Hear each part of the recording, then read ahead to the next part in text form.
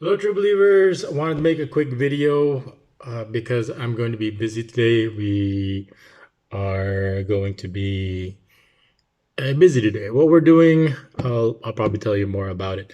I was supposed to upload a video of yesterday's training with the new Puma Future Zeta 1.1 soft ground shoes, but we ran out of time yesterday and I wasn't able to do a thorough analysis. It got dark, so I said I'll do it another time. But I don't know, maybe I'll upload the footage I made yesterday, so I have something to upload today. But I have some things I need to do today, but I wanted to get this video out real quick because I was just looking through my YouTube and I saw this video and I said, "Oh, it reminds me of a story that I have." So before that, I know people are probably saying it's like new shoes. Didn't you just get new shoes last week?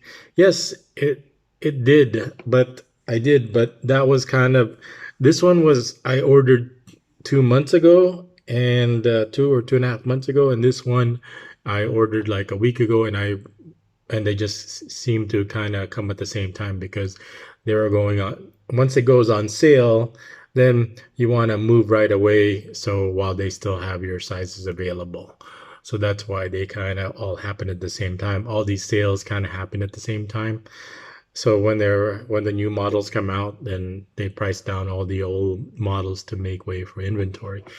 So we try to take advantage of that. That's why you won't see shoes for a long time, and then all of a sudden they all go on sale at the same time. And I know you're probably going, "Oh, why? How come he has so many shoes?" And because it's Hero. It's my unconditional love for him. This is like his passion and something that he uses every day. And if the police can use my credit cards like for and spend $3,000 on lechon, I mean, I can spend a couple of $100 on Hero's favorite passion, which is his football. And the most important part, equipment during his football is his shoes, and he's pretty happy with those Puma Future. Neymar is the one that endorsed him. Not that we're a big fan of Neymar. I'll give you two reasons why. I mean, Neymar is very talented, but I'll give you two reasons why or not. I'm not really a big fan of Neymar. Number one is that he dives a lot. He does a lot of diving. It seems like you just look at him, he'll all of a sudden dive. And then number two, this is my biggest problem with him personally, is his hair. There's If you ever see him, he's always his hair is always trying too hard. I mean, there's nothing wrong. I mean, he's from Brazil, so he's kind of got this afro, but not a tight kind of curl afro. And if you see, like during his early years or early teen years, he had like straight hair. Straight hair is fine, but it was a mullet. He had like a mullet, a straightened afro hair that was dyed blonde. Can you follow that? I mean, there were so many things wrong with his hair. Maybe I should like do a separate video on it. So he's normally got has a curly kind of afro hair because he's Brazilian. I think from my history, correct me if I'm wrong. I know in Brazil they imported a lot of black people for the slave labor. So that's going to be part of his lineage, and he has an afro. And if you look at his teen years, his hair, it was a mullet. It was straight. So at first it was straightened, and then number two, it was a mullet, and number three, it was dyed this weird, nasty kind of brownish crap, kind of mustard, kind of diarrhea color. I mean that's just too many violations. So I can't endorse somebody, or I can't like somebody who's just trying too hard with his hair. I know the kids. I mean, I went through that phase, but I think that was just they crossed the line too many times on that one. But anyway, enough about his shoes. Let's go back to this story over here, and I'll tell you what it reminds me of. It reminds me of a story that happened while I was in prison also. So let's go check. If you look at this is it says isang preso ng Taisan Police Station, pumaga ng mga at nagbantay ng jail guard. So unang balita, UBs. So let me translate this. It says one prisoner in the Taisan police station escaped while the jail guard is what is it? Makalingat, pumuga ng pamalingat. It's like he was able to escape. But let me explain to you how the story goes. Let's go to the video. Nakatakas ang isang inmate ng Taisan Police Station sa Batangas. Kinilala siyang si Rudy Pasha. May kasong robbery. So yeah, just one prisoner was able to escape last night in this police station. So these police stations are very small, cramped prisons. It's supposed to be temporary, and you're there processed, and normally it takes you within 3 days you can go out on bail, because every time you get arrested within 3 days you have to be inquested, and during that inquest they'll tell you how much your bail is, and then once you know it, then you can post bail and then get out of prison within 3 days. No problem. That's like the law. If you don't get inquested in 3 days, then they can't keep you in prison. So so what happens is, if you can post bail, fine. But if most of the people don't have money to post bail, then they stay, and then within 2 weeks they get transferred to a bigger facility. But these are usually just temporary facilities, and supposedly, but you could stay there for years and years. And there's some people that, there was one story about this one person who did his whole 10-year sentence, 10 years for drugs. And one of the reasons why he stayed in that prison, because he was the coordinator mayor, and he ran a very good drug business. And because of that business, he was able to buy or payola his way into staying in. And why would you want to stay in this one versus a big prison? Because it's one of those situations that it's better to be a big fish in a small pond than a small fish in a big pond, especially when it comes to prison. So he was able to finish his whole 10-year sentence in one of these detentions because he had a lucrative drug business.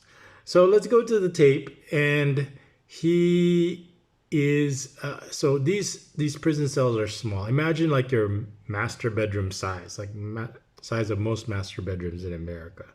I just want to give you something to as a reference to how big these rooms are. They're not that many, and of course you think, oh, that's big. Yeah, if you're for like 2 or 3 people, it's big. But when you're talking about, it's supposed to only hold the maximum 30 people, and they're holding 150 people. When I was there, you had to. I mean, for me, claustrophobia. I don't have a problem with claustrophobia, but it could be a problem for others, especially with that many people, and then you can't move. There's no space. So you it's very easy to get claustrophobic in those kind of situations, but you just kind of have to fight it and just get used to it and just kind of have an out of body experience. So anyway, so back to the video. So claustrophobia, something you have to deal with. You better deal with it fast. But there are times where I feel so constrained, like I can't move. I can't. Of course, being in prison, it's a horrible experience, and especially being with that many people in such a small amount of space. You can't move. And when I first got in there, I was able to buy myself into from the floor space to a bunk. So they got so many bunk spaces, so they give it to the people that can pay for which is, you could rent those bunk spaces for, what is it, $6 a week. Okay, so then that $6 is used to pay for the officer's foods, not the officer of the station, the police, but the officers in the prison, because there's a government system that's in there. And then, like I said, remember, in 2 months I was able to become the coordinator, or the head officer, or the mayor, not the mayor, in prison. So let's continue with what happened over here. With frustrated homicide. Sa paunang investigasyon, So the guy was charged with, or he was being accused. He was being accused of. frustrated homicide. Let me hear this. Inilabas siya ng naka-duty na jail guard na si Patrolman Richard Cordero para magpahangin to robbery with frustrated homicide. Sa paunang investigasyon, So he's in jail for robbery with frustrated homicide.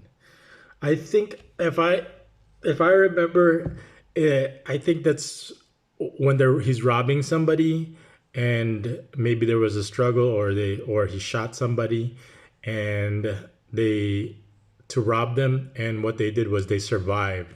So that's where the frustrated homicide comes in, is because he tried to kill him, but he didn't actually kill him, but the intent to kill was there, but it wasn't the person, and ended up surviving, so the charge was frustrated homicide. So this person was being accused of robbing of shooting somebody with the intent to kill, and then robbing them in the process, or the motive was. So that's from my understanding of what frustrated homicide is. But you guys can let me know in the comments if I'm right or wrong, or what do you think of it is. So the news report says that the person was having chest pains or having trouble breathing, and we had the same problem also. So this reminds me of two stories. There was one person who started going into panic attacks because he said he needed to get out, he couldn't breathe, and at that time the prison guard was not present. They just kind of usually lock it up, and they kind of disappear for hours at a time, and you don't really know where they are. But at that time when this was happening, he wasn't there, but the prison guard would just tell him, just give him some water, just give him a place to sit or lay down, is usually what they tell him. I mean, when you're in prison, you're not going to get like the best medical attention in there. So he said he was having chest pains. So the prison guard let him out so he could breathe properly or something like that. So here we go. Let's go to the rest of the video.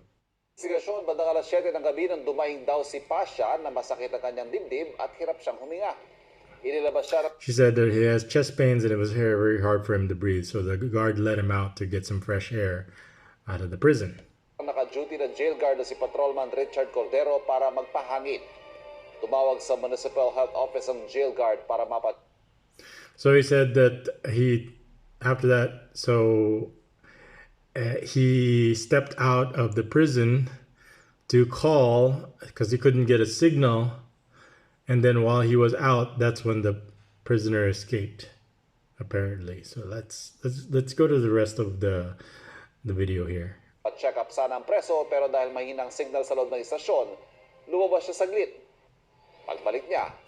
And he said he left the prisoner unattended so he can go outside and get a stronger signal. Now this is an issue for me because he left the prisoner outside. I mean, he let him out, and then nobody is attending to him and nobody's watching him. And then his excuse is he's gonna go outside. I mean, there wasn't anybody else in the station that said, okay, hey, somebody else call. I'm going to watch this person while they're that he thought that he was just gonna sit there and wait for you while you're outside. So here we go. So let's go to the rest of the video. Wala na si Pasha. Dahil sa incident, So when the guy came back after he made his call, the prisoner was gone. So he let him outside, and then he said, okay, I'm gonna go call the health office, which I don't think he did. I don't think they're gonna call any health office or anything like that. He just let him out, and he says he was expecting him to just stay put while he went about his business, or he did something else, and he was unattended for some reason. And then while he was unattended, that's when the prisoner escaped. sinibak sa pwesto ang hepe ng Taysan Police Station na si Police Captain Billy John Mactal. Si Cordero naman dinisarmahan at sinailalim sa restricted custody. Posible siyang maharap sa kasong evasion through negligence.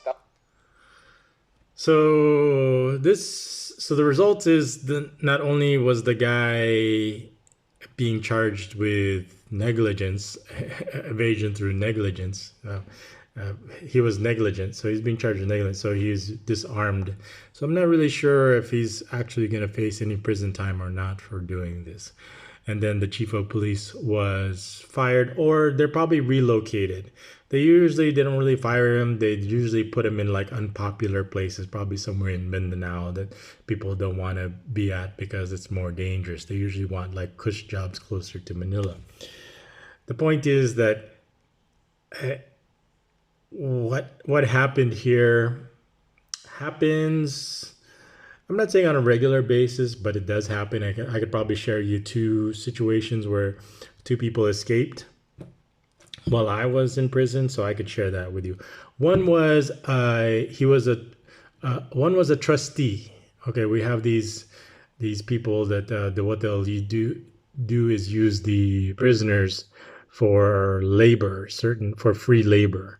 For example, if you're a mechanic or you're a scooter mechanic, and one of the guards has a problem or needs a scooter repaired or their car repaired, what they'll do is they'll let out they'll ask, hey, is anybody that's a mechanic, and they say, oh, I'm a mechanic, and then they'll take them out and then they'll repair the car for free. So they use them as free labor. But during that time, somebody's watching that person while they do that, so they don't escape. And another time, so in one time when the prisoner escaped was we have one that they what they used was a trustee. Well, the person was he would be during the at night he would be inside prison, but during the day there's a lot of things that needed to be done around the prison. Sweeping, being janitorial, mostly cleaning, scrubbing toilets, taking out the trash, mopping, those type of custodial manual labors, cleaning the bathrooms, and they don't have somebody to do that like a regular janitor. So what they'll do is they'll use the prisoners as free janitorial labor. But there it breaks any rules or not, or laws or not, that you can't be using. But it happens. There's like, and the people would volunteer to do it. There's a lot of people that volunteer to do it because they like. So it's better to be outside cleaning than being inside in prison. Just at least this way you're active, you're doing something, and you don't feel like you're in prison. You feel like you're just at work and giving you some freedom in exchange for labor. It's so it's a completely voluntary basis. You don't have to do what you want. So for in exchange for free labor, you get to walk around the prison. Well, eventually they'll include this, like if you're a good massager, the prison guards want like a massage or something like that. But most of the time, but they got to a point where the guy was a trustee. He was going around cleaning. He wasn't inside the prison, and he was just, next thing you know is that he just while he was outside, just decided one day to just walk out and never come back. So while he was cleaning, after he probably finished his chores, while he was probably sitting somewhere, instead of putting him back in prison or locking him up, he was outside, or he was still outside doing nothing, or maybe before, while he was cleaning and he was probably by the door, or maybe while he was taking out the trash or something, decided to just take the trash with him and walk out and never come back. So that's one story. But that guy's case was pretty light. It was kind of like somebody from he worked at a massage parlor, and during the break, they have this break room, and one of the massage ladies, only men go there, and if you want a massage from a lady, you can get a massage from a lady there. But if you're one of those people that want it from a man, and then he's available also. So one of the ladies there accused him of inappropriately touching. So of course he doesn't. That's a bailable offense. He has no money for bail, and he's sending his money to the provinces for whatever he earns. So he probably went back to the province. So he became a trustee, walked out of prison, and probably is hiding in the province here, province somewhere.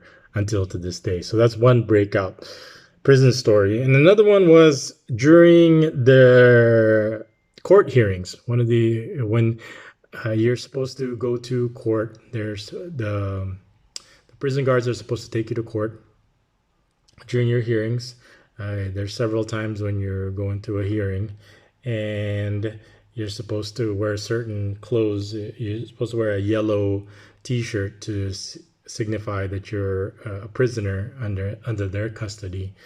So during one of these times, was when somebody's being taken to prison, I mean, taken to court, you're supposed to be handcuffed, and you're supposed to be handcuffed to other prisoners. So the odds of you escaping are pretty low. Well, what happened here in this situation is this guy escaped, and his case was pretty small also. It was like petty theft. I'm not sure if it was he stole cell phones, but he stole cell phones, and there was an additional complaint was that he was another complaint was he was what he was doing is he was going around telling friends, neighbors, people around that his father died, and he was collecting money for his funeral. And usually that's a normal standard thing that people do when people die, and they go around collecting people to cover the cost of the death or the funeral or the expenses. But in this situation, his father wasn't dead. So he was going around collecting money from people for his father dying, which is a normal thing to do, but which is fine. But what was abnormal about the situation was his father wasn't dead yet. So he had a court hearing. So he was brought with like I think 3 or 4 other people, and what happened was he was handcuffed to 3 or 4 other guys, but his case was those 3 or 4 other guys were drug cases, while his was theft. So he had to attend a different hearing. So what he did was he got he unhandcuffed him from the other because he was going to a different court separate from the other guys who was going to the same court. So they were still all handcuffed together. So while he was unhandcuffed, the guy turned around for a second, and the guy took off as soon as the handcuffs were off. So and then so so what was the result of that? So so there was just only one prison guard with them, and while he unhandcuffed him, I think he turned around maybe to close the door, or to go around to close the door, or to lock the door. So he uncuffed one guy to separate them from the other guys, and then maybe he turned around to go lock the door or something like that, or to close the door. And in that split second, he ran, and of course the police wasn't gonna be able to catch up to him. And at that time, he just probably just had still regular street clothes, not like the clothes that you would wear if you were in in a medium prison. So in detention, you still get to wear your normal clothes because you haven't been formally moved to the bigger prison yet. So that was one. So the result of that was the first one with the trustee escaping. I don't know if anybody got fired for it or anything like that. So it was pretty low key. The person was just like I said, his case wasn't even that serious. He probably would have been free for in a few months. I think he just probably plea bargained, and in a few months, in like 2 or 3 months, he was going to be free. But even though in those 2 or 3 months he didn't want to be in prison anymore. He wanted to be free no matter what. So so he couldn't stand being in prison, which I don't blame him. I mean, being in prison is a pretty horrible experience. So the other one, so where the guy took off, so now the prison guard comes back. He's all white and flushed and everything like that. So what happened was that so now he's worried because he's gonna be not fired from his work, but he's gonna be transferred from his job into an unpopular position. So and then of course there's probably going to be some sanctions or some punishments.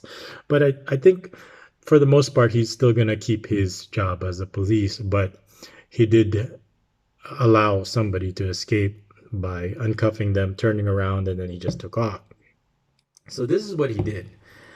I'm not gonna say where the money came from, but what he did was he called the piensadora, which is the bail person that arranges the bails. If you want to set up bail, she's the one who arranges it. Calls her up, and what he does is, and the bail was pretty small. It was like $100 to for bail for this person. That just shows you like what it was. It was because it was just petty theft, and he lied and he scammed people. But his bail was 5,000 pesos. So what the prison guard did to cover up his mistake, so he didn't get fired from his job or get transferred and be away from his family, I think, because moving to a different location is like moving. He had to move again. And usually when police get moved, usually because they make mistakes or they have cases like this. Of So to cover it up, he provided the bail, and you can pretty much guess where he got the 5,000. He didn't have his own 5,000 pesos, but he uh, he was able to squeeze 5,000 pesos from other people that were there in prison to bail him out. So this way that he could show in his books, oh, this person was the reason why he's not in prison is because not because he escaped, because he posted bail, and none was the wiser. And when you're in prison and your prison guard is, you just kind of follow the what the prison guard does, because they can make your life livable or a living hell. And in this situation, he was able to cover up his mistake. So the person, he was able to show in his books or during his duty that, yeah, this person did not escape. He actually posted bail, and that's why he's out on bail. Is he going to show up uh, for his next hearing? No, and so there will be an issue of arrest for him. But the funny part about it was he was actually recaptured, and and the fact that so that prison guard got some redemption on him. What he made him do or how he made his life a living hell in prison, I really can't really talk much about it. But he was able to get that. But the fact that but he wasn't as harsh on him as he would have probably if he actually got fired or got transferred. But the fact that he was able to cover it up and he didn't have to use his own money for it means that he punished the guy when he got caught again, but it wasn't like a like such a huge punishment because he was able to cover it up and he was able to keep his job. So that's two situations where we have two people that escaped. One was nothing happened because the person just walked out and there was really nobody to blame because it was just kind of a collective thing. And number two was that, I mean, they just trusted him. And you can't trust a prisoner over here, but they did. And the second one was did escape during one of his court hearings when they were getting out of the car, uncuffed him, and while he was uncuffed, turned around, he took off, and he was able to come back, cover the fact that he was missing by saying that he posted bail. So he was with extra help from within the prison system that's going to keep it quiet. Of course, I already told you that there's some important rules in prison. It's just while you're there, you keep your mouth shut and your head down and you lay low and you might just live. So one of the things you have to do while you're in prison is that you have to be a team player if you want to live, if you want to survive, and you want to make your life as livable as possible. So those are two stories that I experienced firsthand while I was in prison. It just reminded me of this situation. I could probably go into more stories, but this video has gone long enough, and I just kind of remembered how two situations where people escaped. So if you want to escape, or if you have planned on escaping from prison, these are three situations. Pretend that you're having problems breathing, and then while the prison guard went outside to get us to go smoke or do something or whatever it is and left you there, you could escape right there. Or during one of your hearings, you get uncuffed, go ahead and take off. Or if you become a trustee. So those are three successful escapes if you want to escape from prison here in the Philippines. As for me, other times I have escaped. I could have probably, but I wanted to face my sen- my problems. I didn't want to run away from them. I mean, what am I going to do if I did actually escape, right? I don't want to live my life on the run, especially since I'm innocent. But anyway, that's those are three stories. Let me know what you think. Those are my firsthand knowledge experiences, and I have a lot of more experiences to share. Let me know if you want to hear more prison stories. I've got a whole lot of them, enough to fill several lifetimes.